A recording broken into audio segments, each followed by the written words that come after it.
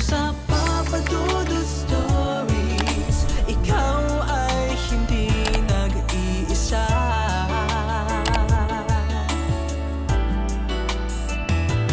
Dito sa Papa Dudut Stories, may nagmamahal sa'yo. Papa Dudut Stories, Papa Dudut Papa Dudut. Sa lahat po ng mga nakatutok ngayon, huwag pong kalimutan mag-like, mag-share at mag-subscribe. Maraming salamat po sa inyong lahat.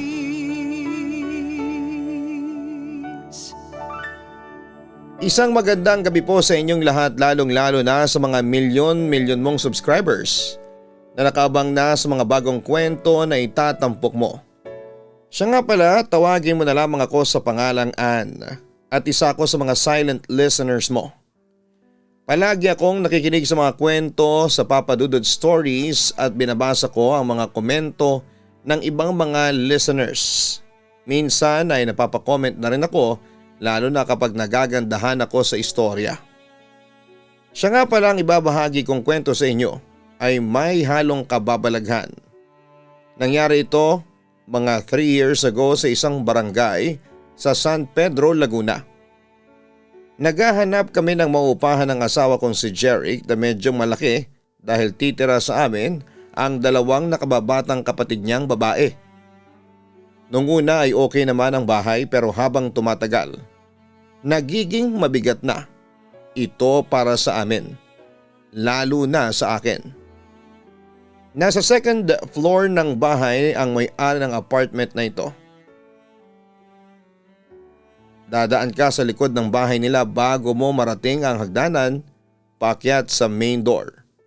Medyo mahaba ito, so please bear with me. Nag-umpisa pa lamang kaming bumuo ng pamilya pero pumayag ako na makitira sa amin ang mga kapatid ni Hubby para na rin daw may kasakasama ako lalo't buntis ako.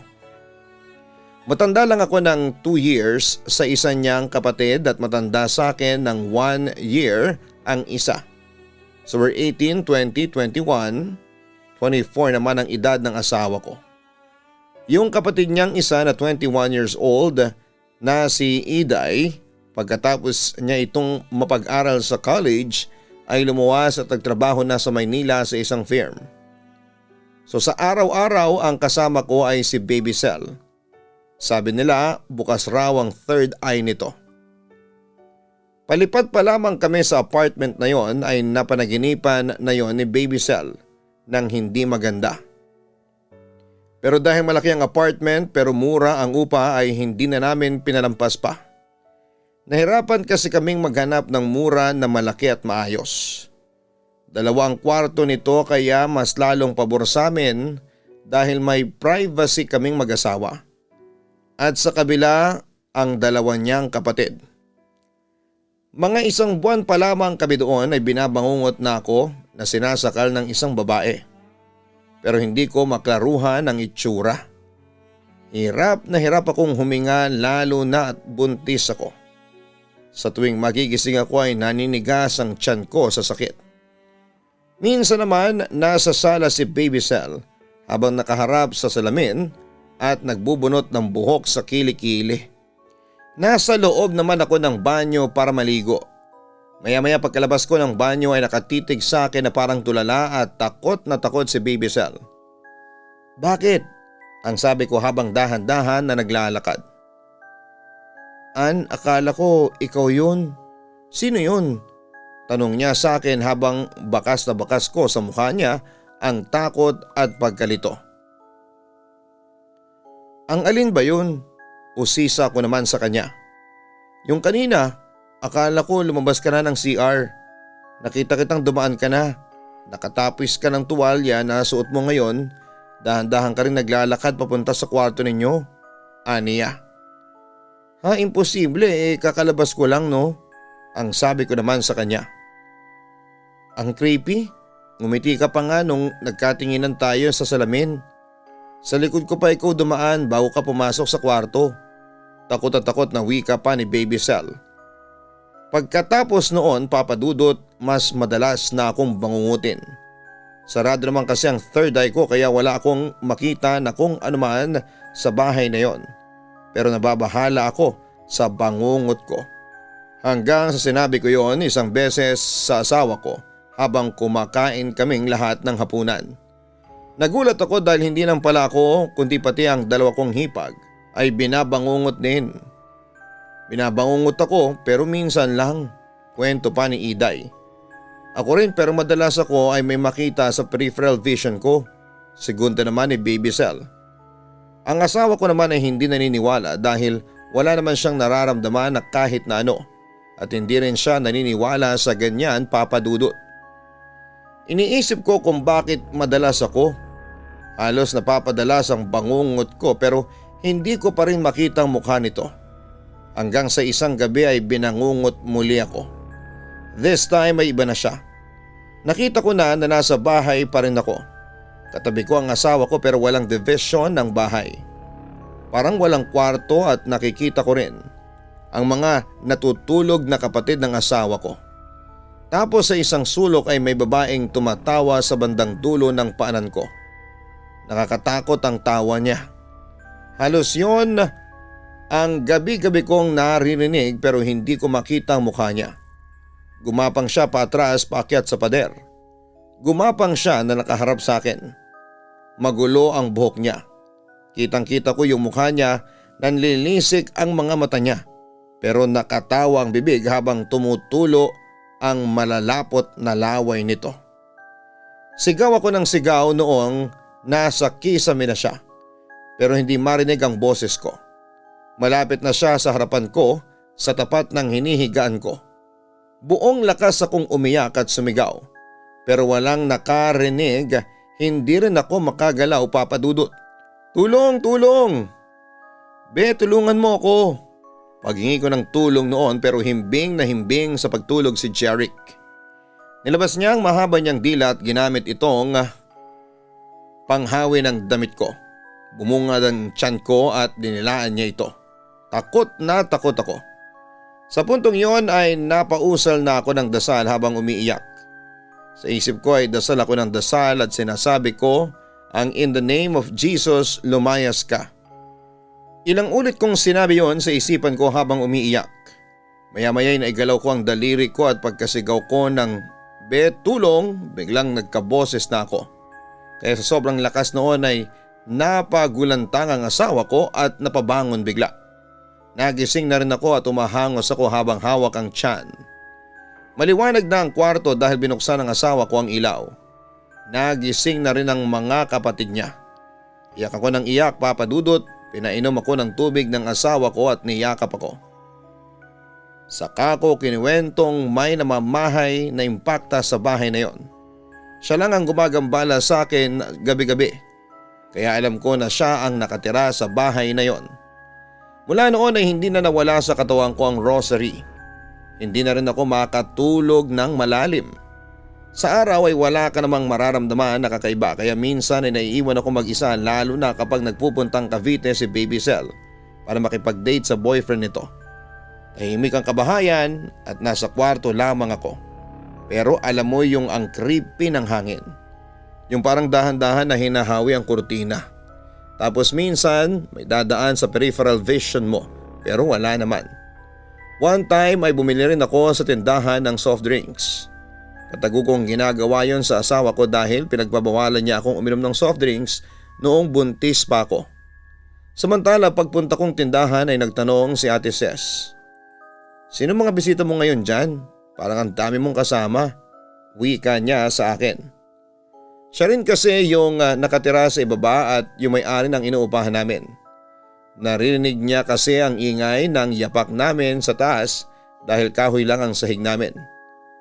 Yung sinaunang mga kahoy, na-imagine nyo sa mga sinaunang bahay yung mga makikintab. Tapos sabi ko, "Naku ate, huwag ka naman ganyan. Mag-isa lang ako ngayon sa itaas. Nasa trabaho ang asawa ko, wala rin mga hipag ko." Napatitig lang muna sa akin si Ate Ces ng matagal. Mamayang kaunti ay nagsalita ulit siya. "Pero akala ko talaga, kasi maraming nagkukwentuhan. Tapos may mga batang nagtatakbuhan.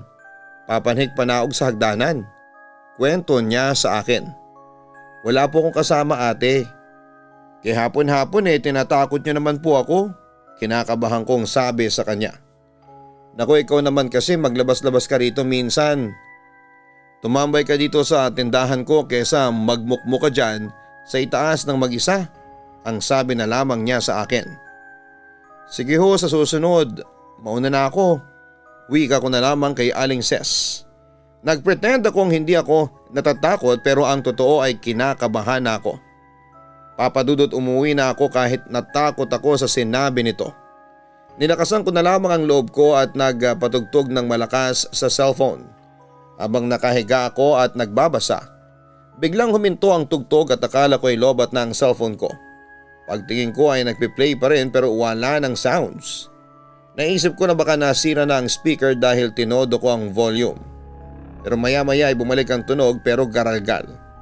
Parang sa radyo na mahina ang signal.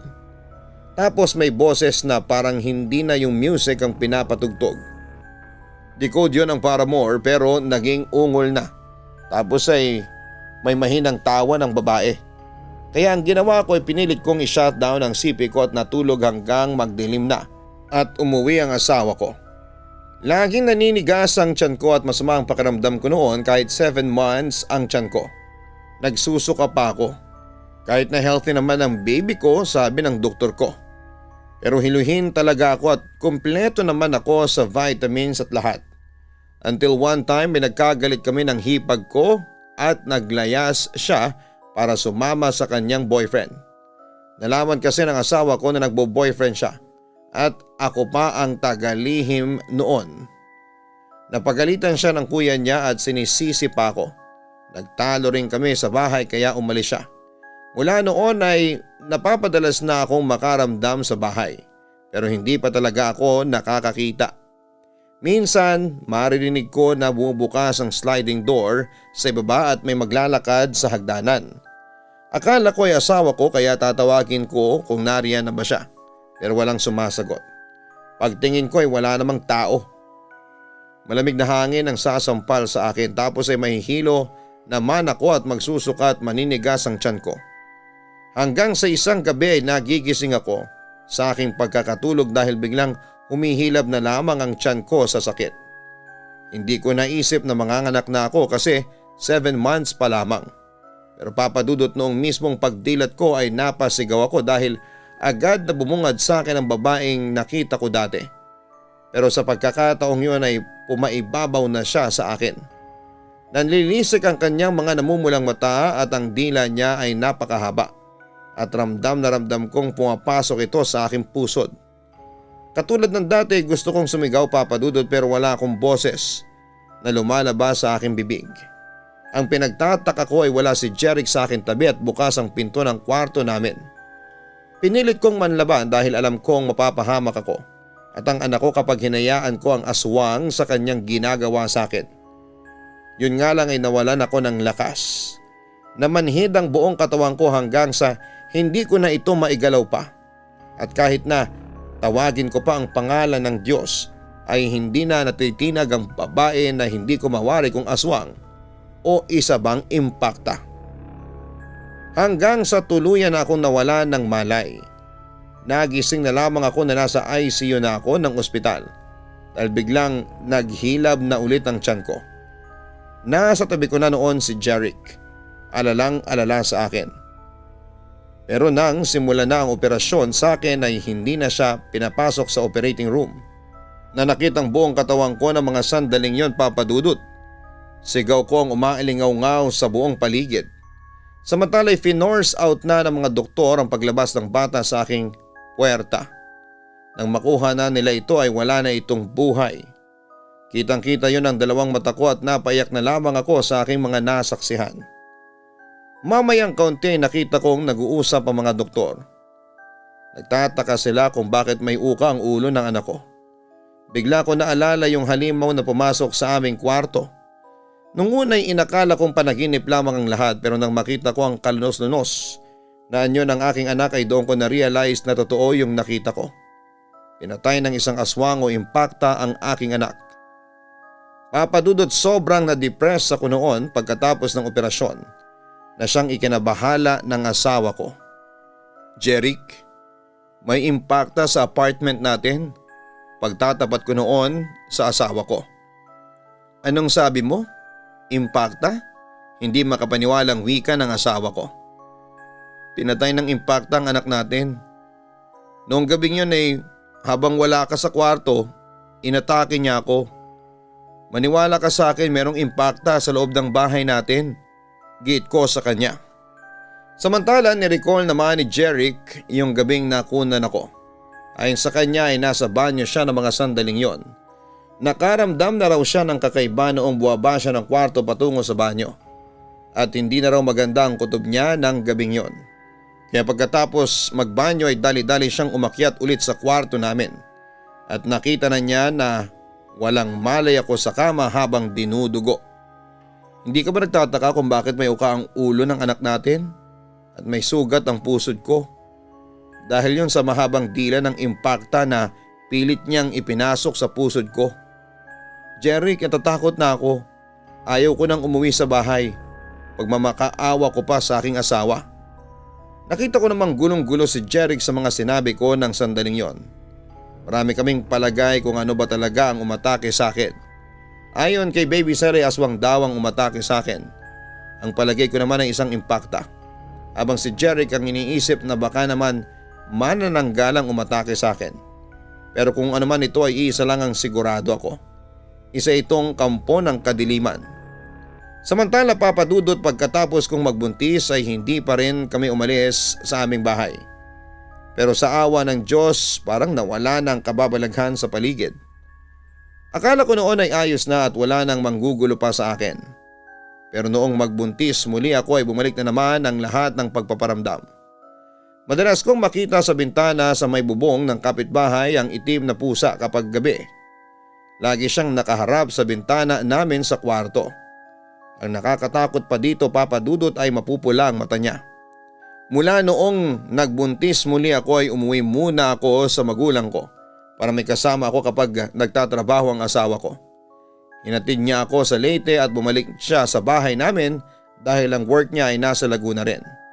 Ang lakas ng loob ng asawa ko na mag-isa. Hanggang sa isang gabi na wala ang tapang niya nang makita niya sa akto ang impaktang namamahay sa aming bahay. Ang kwento sa akin ni Jeric ay minsan umuwi siya ng bahay at naabutan niyang mahimbing na natutulog sa sala sina Baby Sal at Iday. Kaya nagpasa siyang dumiretso noon sa kwarto. Na magpapahinga na siya ay nagulat siya nang may makita siyang isang babae nakatayo at gumagapang sa kisame. Kwento pa ng asawa ko ay nagpanik siya pagkakita niya sa nilalang na yon at gumawa talaga siya ng paraan para makalabas ng kwarto. Pagkababa ay agad naman niyang ginising sina Baby Sel at Iday at doon ay narinig nga nila na may gumagapang sa master's bedroom. Nagtatakbo sila ang tatlo palabas ng bahay. Ang pangyayaring yon ang nagpa-realize kay Jeric na hindi ako nagsisinungaling at kumbinsido na siya noon na namatay ang anak namin dahil pinatay ito ng isang nilalang na kampo ng kadiliman. Kaya simula noon ay nagpasya na si Jeric na umalis sa bahay na yon at naghanap na lamang ng ibang matitirhan. Sa puntong yon ay napadpad siya sa bakuor at nakaupa ng bahay na maayos, maliwalas at hindi na minumulto. Nang maayos na ang lahat ay muli na akong sinundo ni Jeric sa Leyte at sumama na ulit ako sa kanya. Lumipas naman ang 3 buwan ay naipanganak ko na nang matiwasay ang aking anak. Bagamat nag-iingat pa rin kami noon sa mga tiktik, aswang, manananggal, impakta o mga multo. Sa awa naman ng Diyos ay wala kaming na-encounter na ganoon. Samantala ay muli kaming nakasagap ng balita mula sa dati naming bahay. Pagkalis namin doon ay may nanirahan kaagad na isang pamilya. Pero wala pang 1 buwan ay nakaranas ang mga ito ng kababalaghan na nauwi sa karumal-dumal na pangyayari. Namasakir daw ang pamilyang yon at nasunog ang buong bahay. At kahit na lumabas sa investigasyon na may kinalaman ang mga kamag-anak nito dahil sa away sa mana, kumbinsido kami ni Jeric na may kinalaman ng impakta sa bahay kaya namatay ang 4 na miyembro ng pamilyang ito. Papa Dudut, maraming taon ang lumipas pero tandang-tanda pa rin namin ang lahat ng mga nangyari sa buhay namin sa bahay na yon. Sa ngayon ay naka-move on na kami. Malalaki na rin ang mga anak ko at masaya pa rin kaming naninirahan dito sa Bacoor. Nasa inyo na lamang kung maniniwala kayo sa aking naranasan. Sana Papa Dudut ay mapili mo pa rin itampok ang kwento ko sa iyong vlog. Pangarap kasi namin mag-asawa na marinig namin na binabasa mo ang aming kwento. Sa mga nakikinig at nakatutok ngayon, maniwala man kayo o hindi sa aking kwento, tandaan natin na ang buhay ay may misteryo. Marami ang nagsasabi na hindi totoo ang aswang, tiktik, manananggal, multo o impacta, pero sa naging karanasan namin ng asawa ko, naniniwala kaming nag-i-exist talaga sila. Pananampalataya mo na lamang sa Diyos ang magiging armas laban sa kampo ng kadiliman. Muli maraming salamat at magandang gabi sa inyong lahat. Lubos na gumagalang, Ann.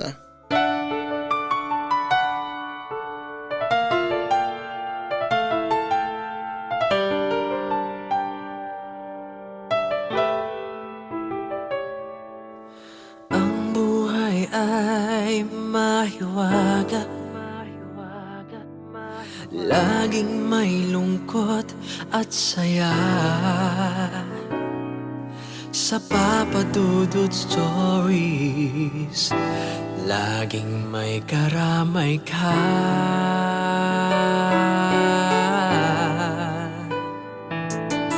Mga problemang kay bigat, dito ay pakikinggan ka. Sa Papa Dudut Stories, kami ay iyong kasama.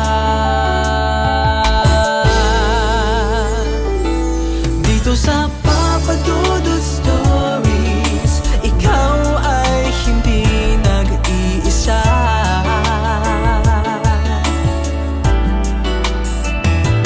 Dito sa Papa Dudut Stories, may nagmamahal sa'yo.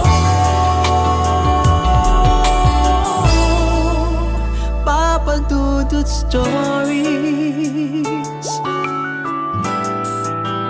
Papa Dudut Stories,